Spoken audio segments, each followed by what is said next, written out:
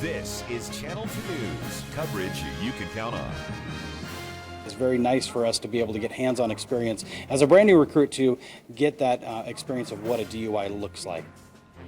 Yeah, future officers are getting the training they need to test drunk drivers out on the road. How their skills will be used to protect the community in our Channel 2 News Big Story at 5:30. Good evening, everyone. I'm Kristen Remington.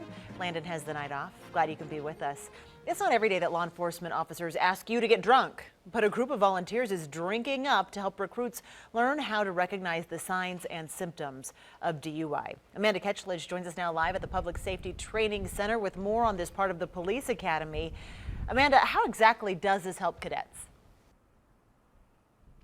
Well, rather than telling recruits what a drunk person looks like, this part of their training actually shows them. So they get to test blood alcohol levels of volunteers so they can actually perform a series of field sobriety tests and replicate the real thing. It's imperative that the recruits learn these skills based upon the recent history with DUI drivers in the area and the fatal accidents that we've had. It's great to get this training for the recruits so they can identify those drunk drivers on the road before it's too late. In this part of the Police Academy program, volunteers show up and drink for a couple of hours, and police take measurements on their weight and height and also base those numbers for each volunteer to give them a limit on how much they can drink. Then recruits will actually look at driving patterns, slurred speech, and difficulty multitasking. And while it's easy to know when someone is really drunk, officers want recruits to know how to catch drivers who are harder to detect.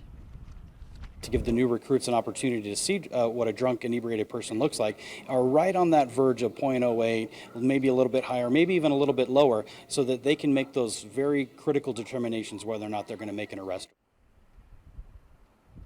And even though these volunteers might have a hangover tomorrow, they are doing it for a good cause so that these future officers can get the training they need. Covering the big story, Amanda Ketchledge, Channel 2 News. Now, here's Chief Meteorologist Mike Al.